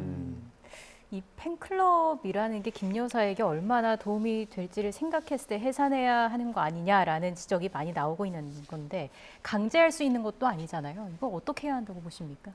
근데 원래 이제 보통 연예인들도 팬클럽이 있잖아요. 예. 근데 이제 팬클럽 하면은 그 팬클럽의 목표는 많은 사람들을 팬으로 만들어 주는 거 아니겠어요? 그럼 만약에 김건희 여사 팬클럽이면 그 운영자들은 어떻게든 많은 국민들이 이 팬클럽에 가입하기를 원하실 것 같은데 이런 문제가 계속 생기면 사실은 더 팬이 이게 국민 여러분과 어떻게 보면 김건희 여사 사이가 더 벌어지게끔 지금 상황이 벌어지고 있으니까 이건 스스로 자진해서 이거는 결단을 좀 해야 되는 지점이 지금 이제 도래한 거라고 보여지고요. 이번에 이 대구 서문시장 건은 잘 보면은요. 그 대통령께서 이제 서문시장에 가신다는 그 일정이 있으면 대구시당이라고 우리 당의 그 그 대구시당 거기에는 그 연락이 가거든요. 네. 아마 이제 그때 이제 많은 분들한테 알려지겠죠. 그런 상황 속에서 아마 이제 누군가가 알고 그 올린 것 같은데, 근데 올리기 전에 그 운영팀들이 사실 한 번쯤 생각해 봤어야 되는 거죠. 이게 문제가 될 게 뻔한 거니까. 예, 그러니까 그런 지점에 대해서 이제 자꾸 언론의 집중 이렇게 부각이 되고 또 많은 분들이 걱정을 하고 계시니까요. 이 지점에서 이제 그 운영팀들이 자진해서 좀 생각해 볼 필요가 있다. 네, 이렇게 봅니다. 뭐 대통령실이 경위를 파악하고 있다니까요. 공개되면 저희가 다시 한번 다뤄보도록 하고요. 어제 공수처장이 국회에 출석을 했는데 김건희 여사 수사 가능성을 언급을 했습니다. 공수처가 이제 그런 거 하라고 애초에 만들어진 건데 네. 공수처가 사실 만들어진 지는 오래됐지만 뭐 별로 보여준 게 없잖아요. 그리고 지금도 무능력하다라는 그 일반의 평가를 받고 있고 그 평가는 저는 맞다고 봅니다. 수사기관이라는 것이 하루아침에 수사 능력이 배양되지는 않거든요. 근데 지금 끊임없이 노력을 해야 되는데 이 공수처 내부를 아는 사람들 얘기는 이거 앞길이 좀 멀다고 그래요. 근데 지금 이 고발 사건이 김건희 씨 관련해 김건희 여사 관련된 고발 사건이 지금 몇 건이 공수처에 들어가 있는 걸로 제가 알고 있고요. 네. 어떻게 보면은 어제 얘기는 어제 공수처장의 답변은 뭐 당연한 얘기고요. 안 할 수가 없을 거예요. 근데 이제 제대로 잘할 것이냐라는 것이 문제인데 지금 저는 뭐 공수처의 현재 수사 능력을 가지고는 얼마나 할 수 있을지 또 정치적 의지나 능력도 잘 모르겠고요. 예. 어제 얘기는 좀 원론적인 답변이라고 생각합니다. 최고위원님은 어떻게 예상하세요? 지금 김건희 여사를 집중적으로 민주당이 공격을 하고 있잖아요. 근데 사실은 제가 이제 정치적인 걸 빼고 네. 그냥 그 법조인 입장에서 봐도 김건희 여사 부분은요 이제 나올 게 없어요. 왜냐하면 문재인 정권은 5년 내내 윤석열 총장 그 문제된 이후에 다 털었습니다. 네. 김건희 여사 거 다 털어서 무혐의 났다니까요. 그들이 말하는 주가 조작 이런 거 다 털었어요. 근데 공수처에서 뭘 할 수가 있겠습니까? 없어요. 근데도 계속 지금 노래를 부르고 있는 거예요. 왜 세 사람이 모이면 뭐 호랑이 만든다고 하는데 네. 그런 식의 지금 작전을 민주당이 쓰고 있는 거고요. 그다음에 나머지 또 나와 있는 김건희 여사 건 그것도 이미 대선 기간 중에 다 나왔어요. 예, 그런 부분 다 알아요, 이제. 더 이상 나올 게 없다니까요. 그런데 김건희 특검법 발의한다 이렇게 하는 이유는 국민들한테 계속 그걸 부각시키는 거죠. 예, 뭔가. 그런 작전으로 지금 나오고 있는 거예요. 근데 이게 결국은 뭐냐면 민주당이 다수당이니까 이 다수당의 횡포를 하고 있는 거죠. 정상적인 다수당이 아닙니다. 솔직히 말씀드리면 김정숙 여사가 우리 경인선 가자, 경인선. 드루킹 사건 났을 때 우리는 안 하고 싶었겠습니까? 그건 딱 나오잖아요, 영상에. 그럼 드루킹과 김정숙 여사의 관계에 대해서 궁금하잖아요. 그러면 김정숙 여사 특검법 발의하자. 우리는 안 하고 싶었겠습니까? 힘이 없어서 못했을 수도 있지만 마음이 그런 거예요. 이제 김건희 여사는 그만 자유롭게 해주셔야 되는 거예요. 예, 국민들의 피로도도 너무 많고 민주당도 이제 정상적으로 다수당처럼 진짜 해야 되는 거예요. 예를 들어서 1주택 그 종부세 완화하는 거 그런 거나 빨리 해주셨으면 해요. 예, 민주당이 계속해서 압박을 하고 있고요. 공수처장도 가능성을 언급을 했는데 이게 아까 감사원 얘기 잠깐 했는데 감사원 감사 계획도 잡혀 있잖아요. 그런 것들이 좀 영향이 있을까요? 지금 뭐 정치 공세라고 말씀을 하셨는데 그러려면 진짜 김건희 여사가 정말로 약속했던 대로 내조하고 조용히 하고 뭐 그러면 모르겠어요. 근데 끊임없이 지금 계속해서 일종의 사고를 치고 있고요. 그러니까 김건희 특별법 얘기를 내놨을 때 국민들도 그래 한번 해봐야 되는 거 아니냐라는 여론이 있는 겁니다. 그리고 김건희 여사가 나올 때마다 언론의 클릭 수는 높아지지만 지지도는 내려가는 이유가 김건희 여사에 대한 비호감 내지는 적극적인 사고에 문제가 있는 거거든요. 그러니까 그런 점으로 봤을 때는 저는 김건희 특별법이나 패스트트랙이나 이게 잘 될 것 같지는 않아요. 왜 그러냐면 법사위원장이 버티고 있잖아요. 법사위에서 딱 마크를 하고 있으면은 특검법이 넘어가기가 굉장히 어렵습니다. 패스트트랙도 그렇게 쉽지는 않습니다. 왜 그러냐면 법사위원장이 딱 틀어잡고 안 잡아주거든요. 이 법사위원장이라는 게 그래서 막강하고 중요하다는 거죠. 그래서 저는 어렵다고는 보는데 만약에 김건희 여사가 약속했던 대로 정말로 조용하고 조신하게 국민들의 어두운 곳, 가려운 곳 이런 것을 살피면서 한다고 그러면은 여론이 돌아갈 거예요. 근데 지금 이게 반대로 가고 있잖아요. 네. 그래서 국민들이 특검법도 한번 해보고 필요한 거 있으면 다 해보고 뭐 할 수 있는 걸 한번 다 해봐라. 이런 여론이 사라지지 않는 겁니다. 사그라지지 않고 계속해서 있는 겁니다. 예, 물론 이제 패스트트랙 뭐 가능성은 조금 낮게 점쳐 주시긴 했습니다만 법사위원장 김도읍 위원장이 그런 거 하려고 있을 거예요. 그래도 이제 만약에 강행을 한다면 국민의힘에서는 어떤 식의 대응을 좀 생각을 할 수 있을까요? 국민의힘은 사실 이 부분을 민주당이 또 비정상적으로 나온다고 하면 그때 맞춰가지고 또 이제 바둑돌을 두겠죠. 지금 미리부터 뭘 어떻게 하겠다 아마 이런 생각은 못 할 거예요. 네. 왜냐하면 정상적인 공격이라면 그거에 대해서 미리 대응책을 마련할 수 있지만 비정상적인 공격에 대해서는 미리 대응책을 마련한다는 게 사실 어불성설이죠. 예. 네.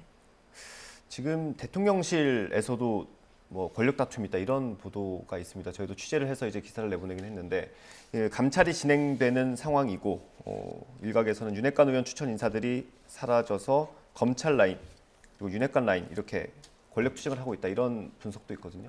그거는 조금 너무 심하게 표현이 되는 것 같고요. 사실은 이제 인적 쇄신 요구가 굉장히 컸었잖아요. 네. 그래서 이제 대통령께서 그러면 대통령실 내부 전체를 한번 점검해 보겠다 이제 이런 기치 아래 지금 전체적으로 이제 사정을 아마 하는 국면인데 그런 가운데 이제 누가 추천했느냐 이런 거에 따라서 이제 여러 가지 얘기들이 나오다 보니까 그런 얘기까지 나온 것 같습니다. 이게 아마 이제 감찰을 하는 그 인사 라인은 다 검찰 출신이고 한두 명씩 자리를 떠나는데 그건 다 윤핵관 관련 인사들이어서 그런 얘기가 나오는 것 같거든요. 그러니까 이제 사실은요 그 안에 어떻게 보면 몇 명 안 되거든요. 또 그러다 보면 만약에 검찰 출신이 감찰을 한다 그랬을 때 그 사람들 마음대로 또 되는 거는 아니거든요. 사실 우리가 인간사가 거의 비슷하니까요. 그러니까 여러 가지 그 안에서 이제 잘린 사람의 입장도 있는 거고 또 그 대상에 오른 사람, 대상에 오르지 않은 사람들 입장이 다 다르기 때문에 여러 가지 얘기가 나오고 그러다 보니까 이제 그런 얘기까지 전 나왔다고 봐요. 네. 자, 이제 저희가 한 3분 30초 정도 남았습니다. 마지막으로 국민의힘 내부 상황을 짚어볼 텐데요. 오늘 국회의원 연찬회를 개최를 합니다. 이 자리에서 어떤 것들이 논의가 되는 걸까요? 아마 이제 정책이 먼저 저는 논의가 될 거라고 봐요. 왜냐하면 대선 때 이제 국민들께 약속했던 거요. 특히 세금 부분, 종부세 부분, 주택 이런 부분들에 대한 거, 그 다음에 또 지금 소상공인에 대한 문제, 그다음에 경제가 지금 심각하니까 물가에 대한 거 여러 가지 그런 문제들이 먼저 이제 주 논점이 되고요. 그다음에 이제 두 번째는 당에 대한 부분이 반드시 나오겠죠. 안 나올 수가 없으니까요. 예, 이제 그런 얘기들이 오고 가지 않을까 봅니다. 예, 의원님께 이걸 여쭤볼게요. 이준석 대표 탄원서에 보면 경찰 수사를 무마해주겠다, 혹은 또 이제 특사로 보내주겠다 이런 제안을 받았다고 돼 있잖아요. 그 문제는 어떻게 좀 사실 규명을 해야 되지 않습니까? 탄원서에 보면은 이제 뭐 여러 가지 윤 대통령에 대한 평가가 있는 게 그건 좀 주관적인 평가거든요. 리더십에 대한 또 뭐 성격에 대한 평가, 능력에 대한 평가 이런 거지만 그 대목, 금방 말씀하신 그 대목은 객관적인 팩트거든요. 근데 이게 객관성을 가지려면은 팩트가 누가 언제 어디서 무엇을 어떻게라는 게 나와야 되는 거죠. 근데 지금 JTBC가 열심히 몇 번 보도를 통해서 그것을 일부를 확인을 했어요. 누가도 어렴풋하게 나와 있고요. 언제도 어렴풋하게 나와 있고요. 그러니까 경찰에 압박을 넣은 국힘당 사람이 있고 압박을 받은 경찰의 간부가 있는 겁니다. 이건 뭐 언제 어디서 누가 어떻게가 지금 대충 나와 있는 거예요. 근데 당의 윤리를 어떻게 했다는 것은 전혀 없는 거죠. 그러니까 탄원서에 나와 있는 그 객관적 사실은 어느 정도 실체를 갖고 있는 거고 진실일 가능성이 꽤 높아진 겁니다. 그래서 주관적인 평가는 그건 이제 뭐 싸가지가 있네 없네 건방지네 뭐 이런 논란이지만 이건 논란이 아니고요. 팩트입니다. 이 팩트에는 책임자가 있고 책임져야 됩니다.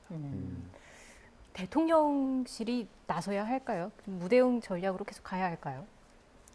지금 이런 상황에서 대통령실이 나선다면 더 혼란에 그 기름을 붓는 격이 돼버리니까 당연히 대통령실은 나설 수가 없습니다. 나서고 싶어도 사실은 나서려고 했으면 아주 처음 초반기였고 지금은 저는 그런 때는 아니라고 봅니다. 예, 저희가 정말 시간이 거의 다 됐는데 최 의원님 요즘에 이제 이준석 대표한테 좀 자중을 많이 요구하고 계시더라고요. 마지막으로 이준석 대표한테 혹시 하시고 싶은 말씀 있으면. 대장이라는 걸 정말 잊으면 안 됩니다. 국민들은 이준석 대표라고 부르잖아요. 예. 대표라는 건 결국 대장이고 그건 어찌나 아무튼 리더입니다. 리더. 그러면 그 리더십을 가지고 본인이 몸담았던 그 공동체를 사랑해야 합니다. 대장이라는 걸 잊지 않았으면 한다라는 말씀으로 오늘 전국 출연 마무리하겠습니다. 정미경 국민의힘 전 최고위원 그리고 신경민 전 민주당 의원과 이야기 나눴습니다. 고맙습니다. 고맙습니다. 네, 고맙습니다.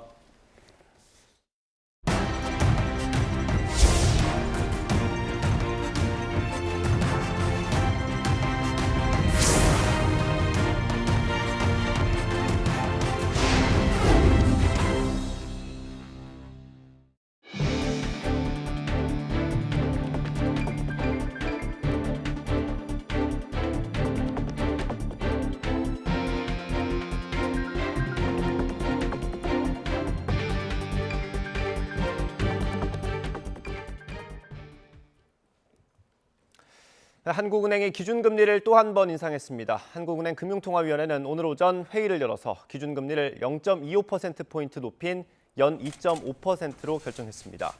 이는 지난 4월과 5월, 7월 회의에 이어 4차례 연속 기준금리를 올린 것으로 사상 처음 있는 일입니다. 금통위는 국내 경기의 하방 위험이 커지고 있지만 물가가 목표 수준을 크게 웃도는 오름세를 지속할 것으로 보여 금리 인상 기조를 이어나갈 필요가 있다고 설명했습니다. 또 미국이 공격적으로 기준금리를 높이면서 원화 가치가 하락해 원달러 환율이 급등하고 있어서 환율 방어도 고려한 걸로 보입니다. 기준금리가 지난해 8월 이후 1년 동안 2%포인트 급등하면서 가계대출자의 이자 부담도 대폭 늘어날 걸로 보입니다.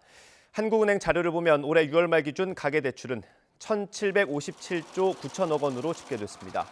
기준금리가 오른 만큼만 대출금리가 상승했다고 가정하면 0.25%포인트 인상 때마다 가계대출자의 이자 부담은 3조 4천억 원가량 증가하게 됩니다. 지난해 8월 연 0.5%였던 기준금리가 지금은 연 2.5%로 높아진 만큼 가계대출자의 이자 부담은 산술적으로 봤을 때 1년 만에 27조 4,600억 원 정도 증가했을 걸로 추정됩니다. 산업통상자원부는 한국산 전기차를 보조금 지원 대상에서 제외하는 미국의 인플레이션 감축법에 대응하기 위해 민관 합동 대응반을 꾸렸다고 밝혔습니다.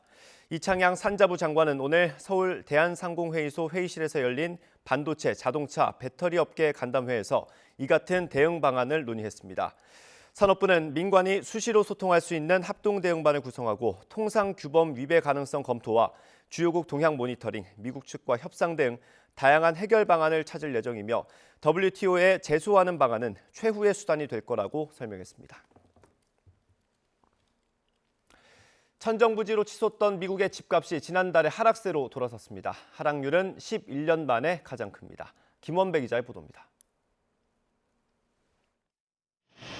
주택담보대출 소프트웨어 데이터 분석 회사인 블랙라이트는 지난달 미국의 주택 가격이 한 달 전인 6월보다 0.77% 떨어졌다고 밝혔습니다. 월간 기준으로 3년 만에 첫 하락입니다. 또 0.77%의 하락률은 지난 2011년 1월 이후 11년 만에 가장 크다고 CNBC 방송이 전했습니다. 7월 기록으론 지난 1991년 이후 두 번째로 큰 하락률입니다. 최근 31년 동안 글로벌 금융위기 기간이었던 2010년을 제외하면 올해만큼 7월 집값이 내려간 적이 없었다는 뜻입니다. 지역별로는 주로 서부 도시들의 집값이 많이 하락한 것으로 조사됐습니다. 샌저제이가 10% 급락했고 시애틀이 7.7%, 샌프란시스코가 7.4%, 샌디에이고가 5.6%, 로스앤젤레스가 4.3% 각각 떨어졌습니다. 코로나19 사태 이후 너무 높아진 집값과 최근 주택담보대출 금리 급등세가 맞물리면서 수요가 둔화된 것이 집값 하락 전환의 배경으로 분석됩니다. 수요자들이 집을 사고 싶어도 매수 자금을 마련하기 어려워졌기 때문입니다. 올해 초 3% 정도에 불과하던 30년 고정주택담보대출 금리는 지난 6월 6%를 돌파했고 지금도 5.75%의 높은 수준을 유지하고 있습니다. 미국인들의 주택 구입 능력은 30년 만에 가장 낮아진 것으로 나타났습니다. 현재 미국에서 집을 사려면 계약금 20%를 지불하고 나머지를 대출받는 전제하에 중위 가계소득의 32.7%를 지출해야 하는 것으로 나타났습니다. 이는 코로나19 사태 직전보다 13%포인트 급증한 수준입니다. YTN 김원배입니다.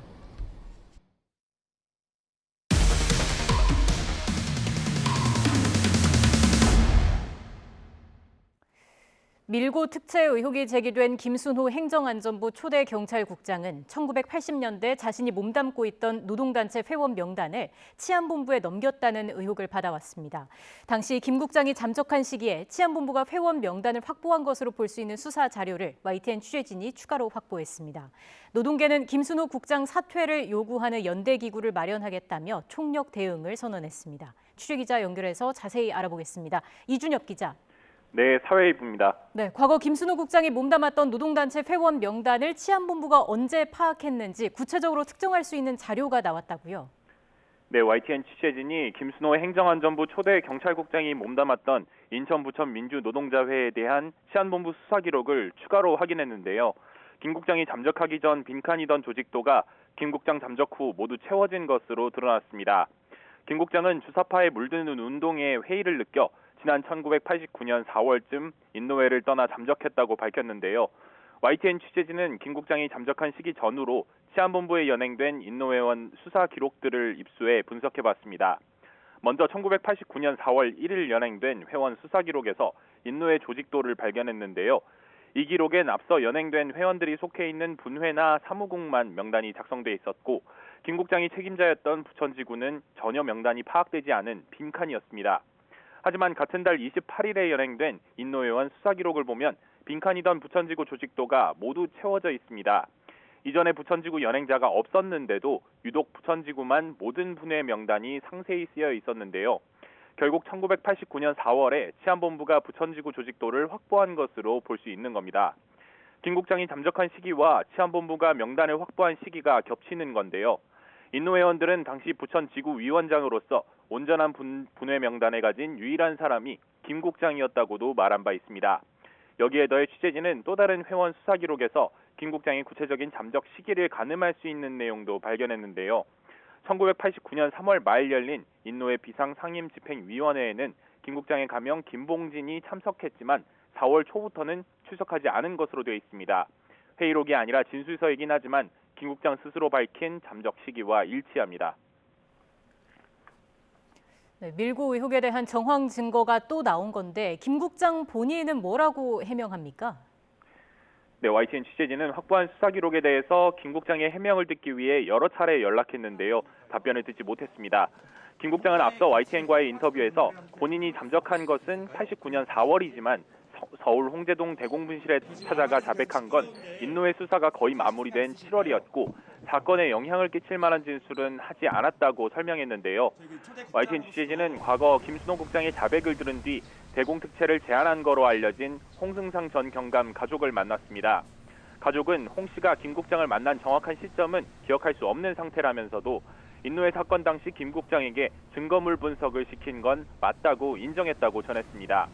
김 국장이 인노회원 간부였는데도 어떻게 처벌받지 않았는지에 대해선 반성하고 자수한 젊은 친구를 구속해서 이력에 굳이 빨간 줄이 가도록 해야겠느냐면서 김 국장뿐만 아니라 다른 사람도 많이 그렇게 했다고 설명했다고 전했습니다.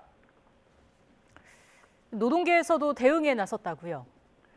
네, 민주노총은 오늘 기자회견을 열고 김순호 국장 해임을 위해 모든 노력을 기울이겠다고 선언했습니다. 김 국장과 관련한 의혹은 개인의 양심 문제가 아니라 노동운동을 불온시하는 정치사회적 환경과 맞닿아 있다고 지적했는데요. 직접 들어보시겠습니다.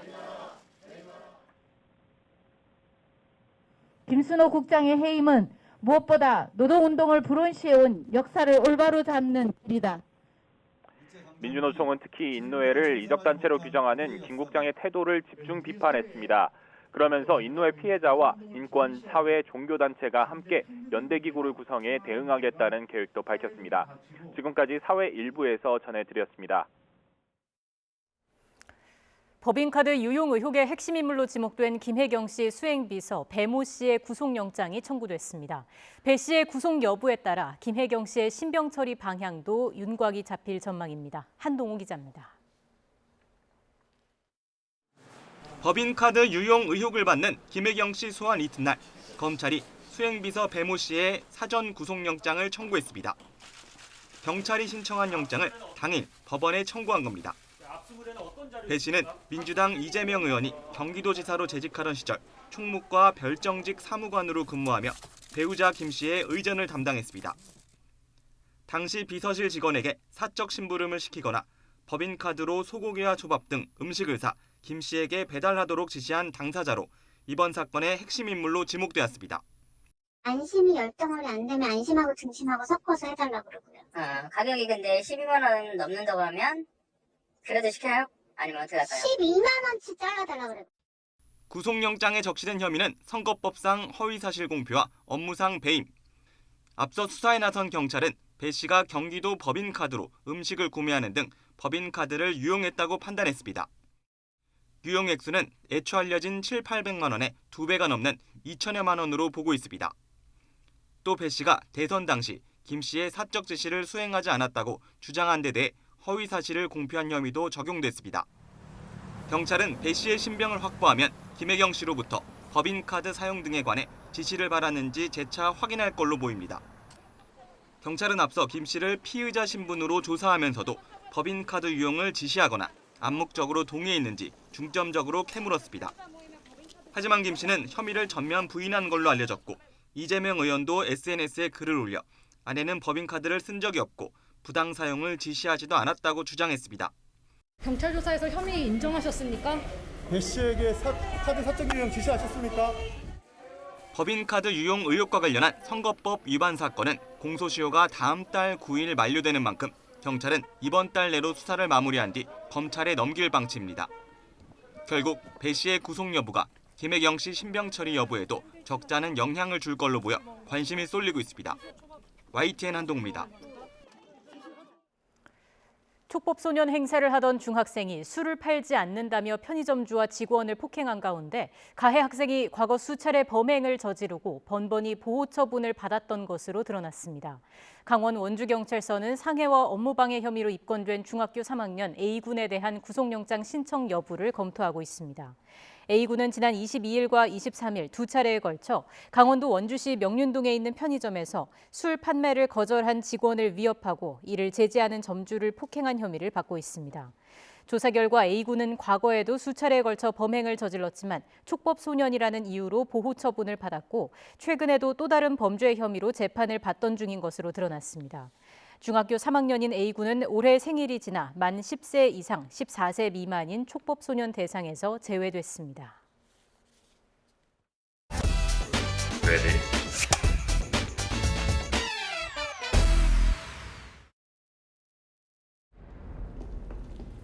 건다 바카리야 가닥이죠.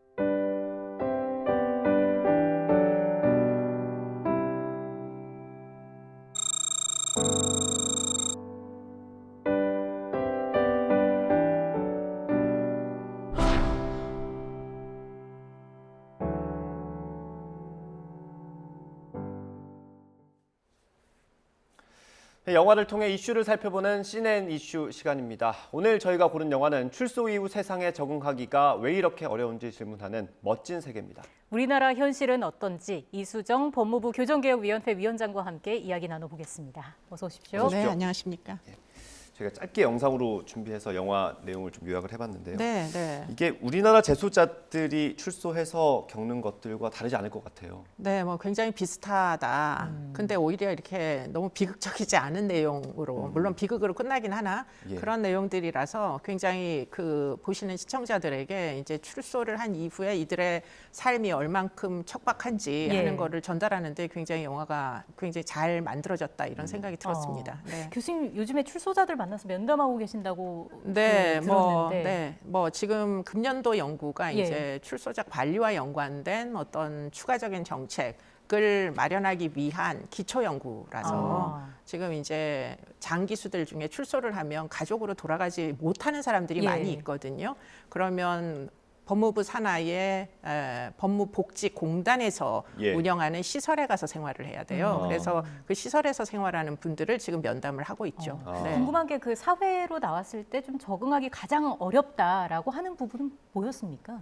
그러니까 일단은 사회가 너무 빨리 변하는 게 문제예요. 뭐 예를 들자면 한 분이 출소를 했는데 대중교통을 이용해야 되는데 버스를 못 타서 버스 정류장에서 한참 앉아 있었다. 버스에 이제 옛날에는 회수권을 내던 시절이었는데 뭐 토큰으로 변했고 그분은 아마 토큰을 내던 시절을 경험을 하셨던 것 같은데 예. 교도소 안에서 너무 오래 이제 계시다 보니까 지금은 카드가 없이는 사실 어렵잖아요. 네. 근데 이제 출소하신 분들이 카드를 도대체 어디서 만드는지 이런 거 알 수가 없으니까. 그러니까 정말 너무 단순한 거부터 영화도 이제 그렇게 나오지 예. 않습니까? 정말 어린애 같은 학습을 새로 해야 되는데 그 학습하는 과정을 어디서도 제공하지 않는다는 게 이제 문제이죠. 예. 네. 그 이제 교도소 안에 있을 때 네. 가족들과 멀어지는 경우도 꽤 많을 것 같습니다. 네, 결국은 이분들이 왜 이제 그 시설로 오시게 되느냐면 가족의 버림을 받습니다. 너무 여러 번 교도소를 들락거리다 보면 가족들이 다 떠나서 출소해도 돌아갈 곳이 없는 분들이 꽤 계세요. 예. 그러면 법무복지공단에서 운영하는 시설에서 생활하시게 됩니다. 네. 그 좀 의미 있는 뭐랄까요? 그 사례 어떤 그래프가 있는데 저희가 준비를 잠깐 해봤습니다. 출소 후 재복역률 관련한 그래픽이었는데요. 자, 지금 보시면 한 4분의 1가량은 출소 뒤에 3년 이내에 다시 감옥으로 교도소죠? 돌아가는, 네, 교도소로 네, 돌아가는 네, 걸로 네. 보이는데 수치도 몇 년 사이에 큰 변화가 없어 보이고요. 네, 네. 이 수치가 보여주는 의미는 뭐라고 보십니까? 그러니까 이만큼 사실은 출소 후에 이분들이 재사회화라고 얘기하는데 예. 결국은 적응하기가 어렵다 이런 얘기고 우리 사회가 그만큼 또 전과자들에 대한 편견도 많고 또 살기도 척박하다 보니까 직업도 구하기 어렵고 그래서 결국에는 한 4명 중에 1명꼴로 결국은 다시 재복역이라는 것은 재범은 아니거든요. 결국은 재판을 다 해가지고 결국 징역형이 나와야 교도소로 재복역을 하는 거니까 네. 예. 아마 지금 25%가 재복역된다는 것인데 3년 이내에 아마 뭐 재범을 하는 사람들 숫자는 훨씬 더 많겠죠. 네, 그러니까 거의 한 40% 정도까지 저희가 걱정을 하는 예. 그런 수치가 사실은 재범하는 인구는 상당히 많다 이렇게 보시는 게 맞겠습니다. 조금 더 많을 수도 있다는 말씀해 주셨고 네, 네. 혹시 상담을 많이 하시니까요. 그러면 실제로 여기 있는 것보다 차라리 교도소로 들어가고 싶다 이렇게 얘기하시는 분도 있어요? 그런 분들이 많으시더라고요. 이번에 보니까 특히 이제 이분들 올 때 갈 때 없어져서 결국은 노숙하지 예. 않으면은 결국 이 시설 밖에는 갈 곳이 없는 분들이다 보니까 이분들은 사는 게 너무 힘들어요. 예, 하루에 세 끼를 해결하는 방법도 쉽게 이제 터득을 못 하시고 뭐 잘 곳도 다 비용이 필요하니까 예. 그 정도의 비용을 낼 수 없고 그래서 뭐 돈이 있을 때는 어디 이제 공공시설에 가서 주무시지만 뭐 민영 시설 뭐 모텔 같은 데 가서 이제 주무시지만 그러지 않는 경우에는 노숙도 자주 하시고 이런 분들이다 보니까 사실은 뭐 범죄를 저지르게 되면 숙식과 뭐 하루 세 끼를 다 저절로 다 국가에서 제공을 하니까 예. 생계형 범죄 같은 경우에는 실제로 재범을 하셔서 시설 안으로 들어가시는 분들도 존재합니다. 네, 차라리 특히 겨울에는 밖에서 사는 것보다 안에서 사는 게 더 낫겠다. 영화나 드라마에서 나오는 것들 실제도 있다는 얘기네요. 존재합니다. 네, 이거는 뭐 단순히 이 빈곤을 해결하는 문제만으로는 해결 안 되는 측면들이 있기 때문에 그렇기 때문에 실존합니다. 네. 사회에 좀 잘 정착을 할 수 있게 어떤 제도적인 지원이 필요하다라는 말씀으로 그렇습니다. 이해하십니까? 네, 네. 그러니까 이제 이분들이 생계를 이어나갈 수 있도록 이분들에 대한 배려가 있어야지 나머지 사람들도 사실 안전하게 다 같이 어울려서 사는 세상이다 보니까 이분들에게 무조건 응보주의적, 징벌주의적 태도만은 가질 수가 없는 거죠. 왜냐하면 우리의 삶도 다시 위험으로 빠질 수 있기 때문에 틀림없이 피해자들이 또 발생할 수 있기 때문에 그래서 이분들을 결국은 껴안고 가려면 이분들에 대한 여러 가지 복지제도나 재활 프로그램 이런 것들이 너무 절실하게 필요합니다. 예. 네.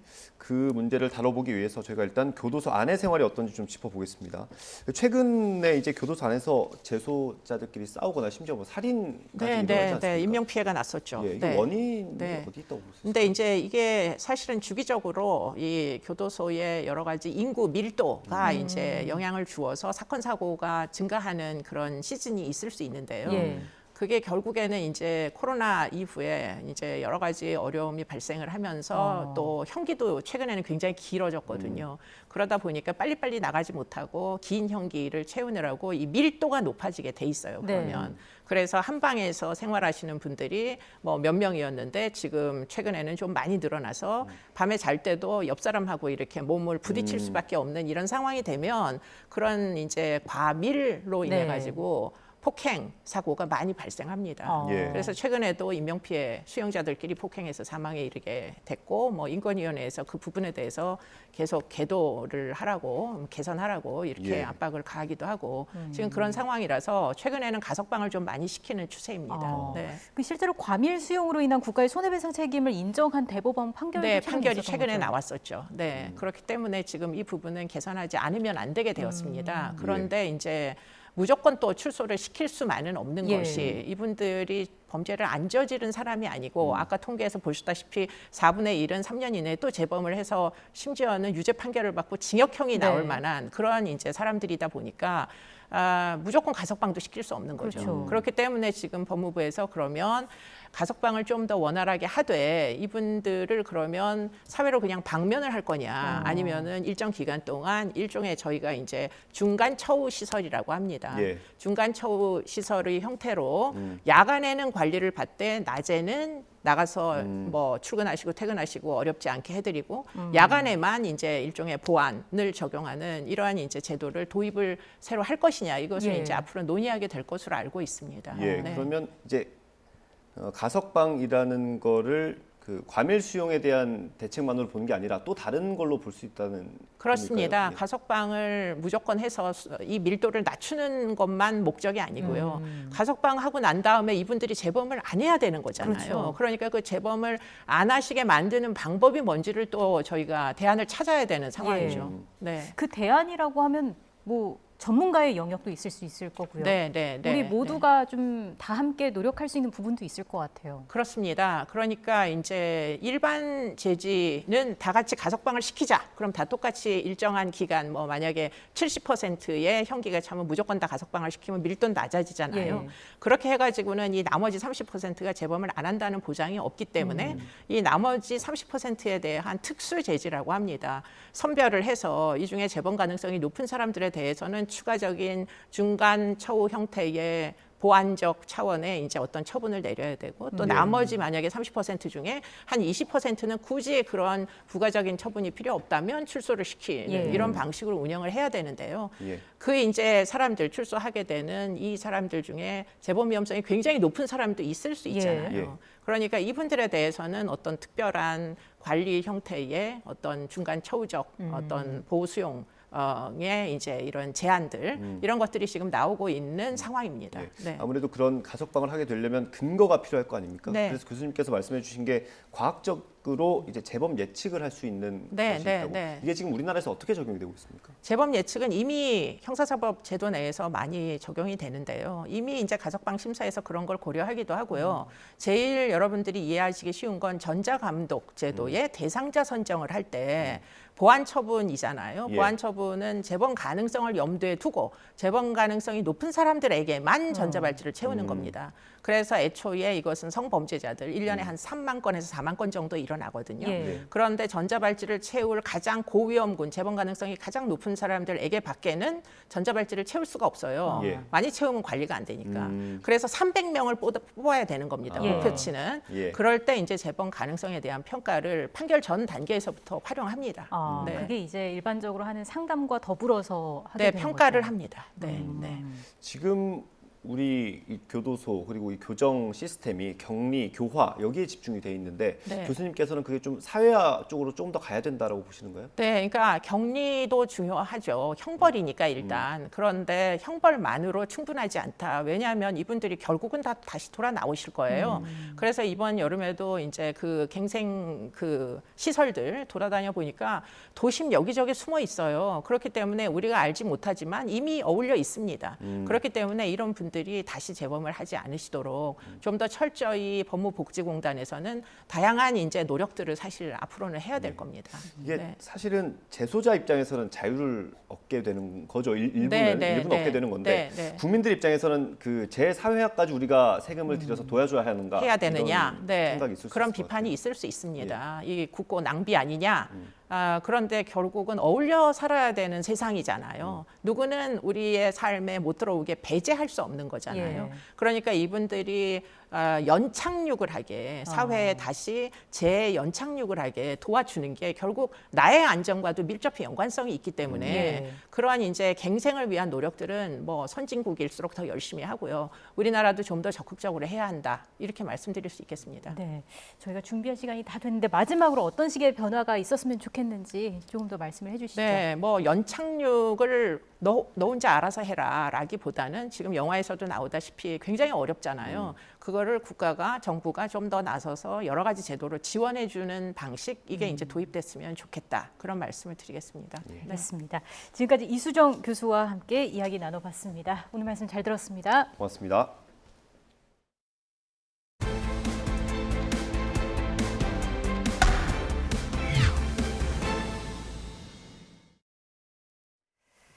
이명박 전 대통령 측의 국가정보원 자금 4억 원을 제공한 혐의로 기소된 김성호 전 국정원장이 무죄를 확정받았습니다. 대법원은 오늘 특가법상 국고 손실 혐의로 재판에 넘겨진 김 전 원장의 상고심에서 무죄를 선고한 원심을 확정했습니다. 김 전 원장은 이 전 대통령 취임 초기인 지난 2008년 특수활동비 4억 원을 김백준 전 총무기획관을 통해 이 전 대통령 측에 전달한 혐의로 재판에 넘겨졌습니다. 고영주 전 방송문화진흥회 이사장을 모욕한 혐의로 재판에 넘겨진 송일준 전 광주 MBC 사장에게 하급심에서 내려진 유죄 판결이 대법원에서 뒤집혔습니다. 대법원은 모욕 혐의로 기소된 송일준 전 사장의 상고심에서 벌금 50만 원의 선고를 유예한 원심을 무죄 취지로 깨고 사건을 서울 서부지방법원으로 돌려보냈습니다. 재판부는 송 전 사장이 사용한 표현이 모욕죄의 구성 요건에 해당한다고 본 원심의 판단은 정당하다면서도 고영주 전 이사장의 공적 활동과 관련한 자신의 의견을 담은 글을 작성하면서 이번 사건의 표현을 한 것은 사회상규에 위배되지 않는 행위로서 위법성이 없어진다고 볼 여지가 크다고 판단했습니다. 코로나19에 확진돼 중등교원 임용시험에 응시하지 못한 수험생들에게 국가가 배상금을 지급해야 한다는 법원 판결이 재차 나왔습니다. 서울고등법원은 오늘 임용시험 수험생 44명이 국가를 상대로 낸 손해배상 청구 소송 항소심에서 원심과 같이 국가가 수험생들에게 1,000만 원씩을 지급하라고 판결했습니다. 술에 취해 택시기사를 폭행한 혐의로 재판에 넘겨진 이용구 전 법무부 차관의 1심 선고가 오늘 나옵니다. 서울중앙지방법원은 오늘 오후 특가법상 운전자 폭행과 증거 인멸교사 혐의로 기소된 이 전 차관의 선고 공판을 엽니다. 검찰은 결심 공판에서 이 전 차관이 변호사임에도 자신의 허물을 벗기 위해 무죄를 주장하고 있다며 징역 1년을 선고해달라고 재판부에 요청했습니다. 이 전 차관은 최후 진술에서 자신의 불찰로 많은 사람에게 피해를 드려 죄송하고 부끄럽다고 말했습니다. 독립기념일을 맞은 우크라이나에 러시아가 미사일을 발사해 민간인 사상자가 수십 명이 나왔습니다. 역대 최대인 4조 원 규모의 군사 지원 계획을 발표한 미국은 우크라이나 승리를 위해 마지막까지 돕겠다는 뜻을 분명히 했습니다. 워싱턴에서 권준기 특파원입니다.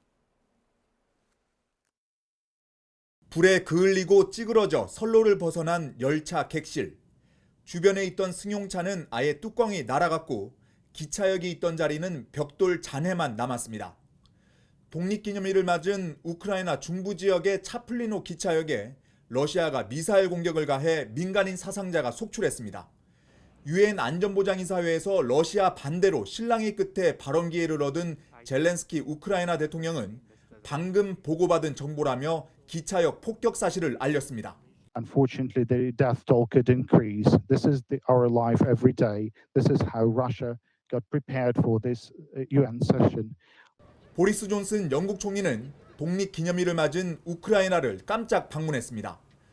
드론 2,000대를 포함해 850억 원 규모의 추가 군사 지원 계획과 함께 우크라이나 승리를 위해 계속 함께하겠다는 뜻을 밝혔습니다. I told you then that we were shoulder to shoulder with you, and that is as true today as it was in that horrific moment. 백악관도 우크라이나 독립기념일에 맞춰 단일 지원으로는 역대 최대인 4조 원 규모의 군사 지원 계획을 공식 발표했습니다.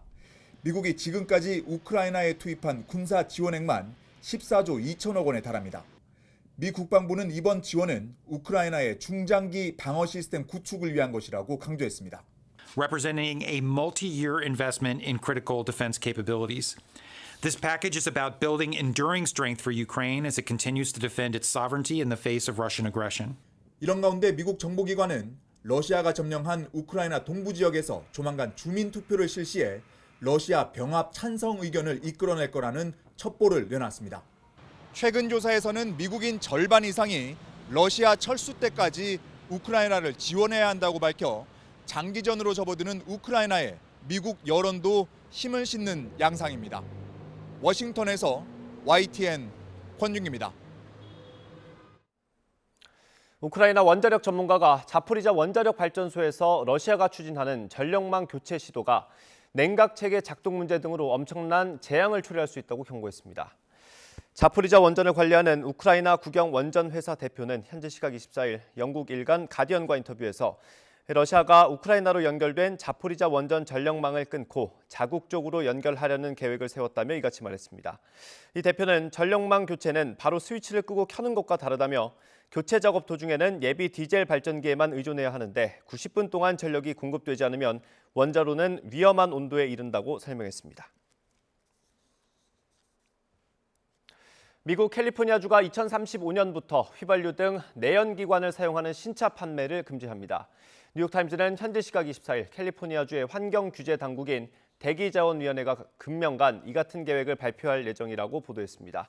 이 계획이 발효되면 현재 12% 수준인 캘리포니아주 내 전기차와 수소차의 신차 비율이 2035년부터는 100%로 늘게 됩니다. 현재 서울은 흐린 가운데 약하게 비가 내리고 있습니다. 비가 내리면서 더 선선하게 느껴지는데요. 현재 서울 기온은 24도로 어제 같은 시각보다 4도가량 낮습니다. 저녁까지는 이렇게 산발적인 비가 오락가락 이어질 것으로 보이니까요. 중부지방에 계신 분들은 외출하실 때 우산 꼭 챙겨 나오시기 바랍니다. 현재 서해상에서 유입되는 비구름의 영향으로 중부지방에는 약하게 비가 내리거나 빗방울이 떨어지고 있습니다. 비구름은 점차 그 밖에 중부와 경북 북부지방까지 확대하겠고요. 저녁이면 대부분 그치겠습니다. 예상되는 비의 양은 중부와 경북 북부에 5mm 미만으로 많지 않겠고요. 또 밤에는 전북 북부와 경북 남부에 빗방울이 떨어지는 곳이 있겠습니다. 비가 내리는 중부지방은 오늘 낮 기온이 서울 24도, 춘천 25도로 비교적 선선하겠습니다. 반면 남부지방은 대구 30도, 광주는 29도까지 오르면서 30도 안팎의 낮더위가 나타나겠습니다. 내일부터는 다시 전국적으로 맑은 날씨를 회복하겠고요. 남부지방의 더위는 모레까지 이어질 전망입니다.